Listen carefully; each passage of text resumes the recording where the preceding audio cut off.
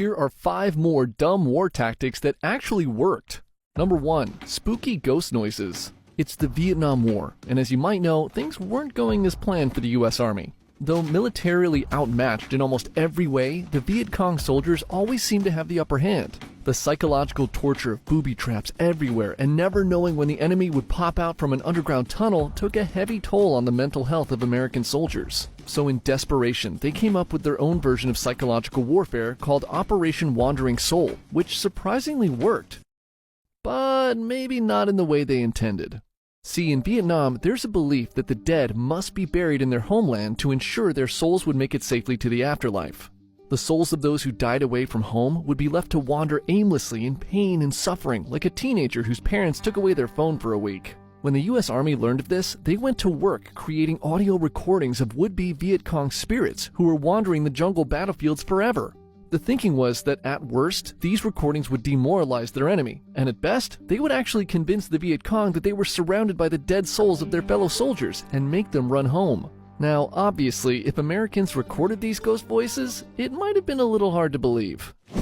Toi chet roy, vina di, tu ku min di. So they got some of their South Vietnamese allies to record the lines to bump up the authenticity. These recordings had spooky Buddhist funeral music in the background and ghosts saying things like, "My body is gone, I'm dead, go home my friends before it's too late, I came back to let you know I am dead, I am dead." When the recordings were ready, the soldiers took them out into the jungle and would then play them at night from the loudspeakers mounted to helicopters and boats, leaving the Viet Congs confused and thinking, "What? Ghosts know how to fly helicopters now?" Surprisingly, when hearing the recordings, most Viet Cong soldiers immediately realized that these were in fact not actual ghosts. But here's what made this strange strategy work. Anytime the Americans would play these recordings, the Viet Congs would start firing in the direction of the loudspeakers, which would instantly give away their positions. There are some reports that Operation Wandering Soul did actually manage to spook some Vietnamese soldiers, but ironically, it was the US's South Vietnamese allies that got freaked out and wanted to go home, not the Viet Cong. Number 2. Dead guy fools Nazis. On the morning of April 30th, 1943, the body of a well-dressed military officer was discovered by a fisherman off the coast of southern Spain.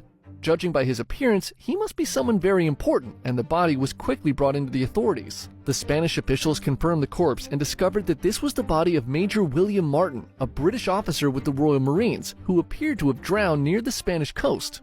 Along with his body, Martin's briefcase was also recovered, which contained top-secret information that suggested that the Allies were planning an amphibious assault on Greece, a critical Axis-controlled territory. Nazi sympathizers within the Spanish government sent this information back to Germany. Meanwhile, encrypted messages were being sent from the British to their informants in Spain, desperately asking them to recover these documents.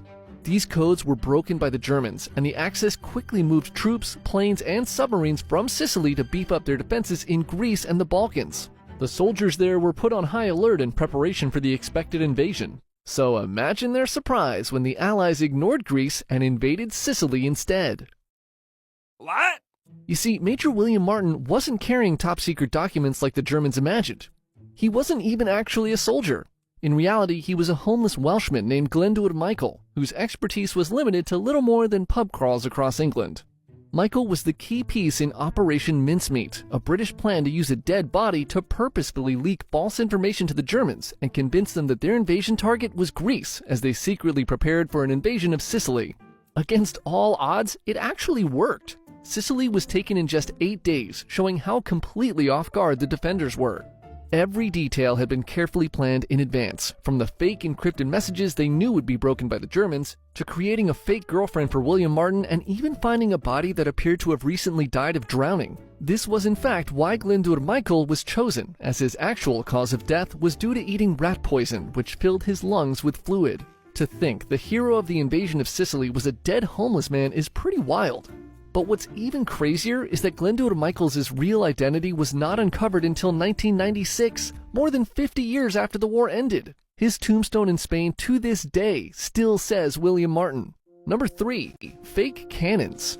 In the American Revolutionary War, the world watched as a ragtag colonial militia went up against the most powerful military in the world. And against all odds, the American colonists won their independence from Great Britain thanks to their innovative tactics, brilliant leaders, and the time-honored American tradition of faking it till you make it. But in this case, faking it in the most literal sense. See, in December of 1780, Colonel William Washington, not to be confused with his more famous second cousin George, had surrounded a Loyalist force who had holed up at the home of Colonel Roland Rugeley in South Carolina. The Loyalists had fortified the home and barn in preparation for the inevitable fight that was to come. Both Washington and Rugeley were commanding armies of roughly the same size, estimated to be somewhere around 120 men. However, Washington knew that if he attempted a full frontal assault, his men would probably be nothing more than target practice for the Loyalists and be gunned down before even getting close to the homestead. So instead, he ordered his men to begin secretly cutting down nearby pine trees out of sight of the Loyalists. He then had his men paint the pine logs black and position them to look like cannons pointing towards Rugeley's home. They called this cannon that could never kill anyone a Quaker gun, after the ultra-religious Quakers who did not participate in war. Once his men had Quaker guns surrounding the fort from all directions, Washington called out to Rugeley, demanding he surrender or prepare to get his shit wrecked. Rugeley looked out and nearly pooped his pants when he saw what appeared to be cannons pointing in his direction from nearly every angle. He immediately surrendered, and Washington took the fort without a single shot fired. Word of Washington winning a battle using nothing but logs as artillery quickly spread, and the Quaker gun went on to be used extensively by both the North and South during the American Civil War. Can you imagine a battle where both sides were using them? All right, Yankees, give it up or you'll get what's coming from this here totally real cannon. No, you better give it up or we'll start shooting these cannons your way. Oh, you done did it. I'm loading this cannon right now. You're gonna be so sorry. Not if I load mine first. Okay, you shoot first and you'll get what's coming. Now you shoot first and you'll be sorry. Oh, you done did it. Number 4, attacking a submarine with potatoes. April 5th, 1943. World War II is at its peak, and the Pacific Ocean is the stage for some of the fiercest naval battles in history. An American destroyer named the USS O'Bannon is returning from a night shelling raid in the Solomon Islands when their radar picks up a signal. It's a Japanese submarine, and the crew of the O'Bannon quickly spring into action. The captain decides to ram the sub and tear it in half. But surprisingly, as they approached, the Japanese sub made no effort to move.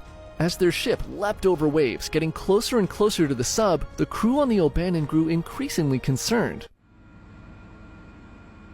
Sir, why isn't the submarine running away? Oh, it dawned on the captain that this could potentially be a mine-laying sub, and they just fell right into its trap. At the last possible moment, the captain managed to turn the ship and avoided direct collision, and suddenly the O'Bannon found itself parked right next to the Japanese sub. The crew looked out on the enemy vessel and saw its men were fast asleep on the deck of the submarine.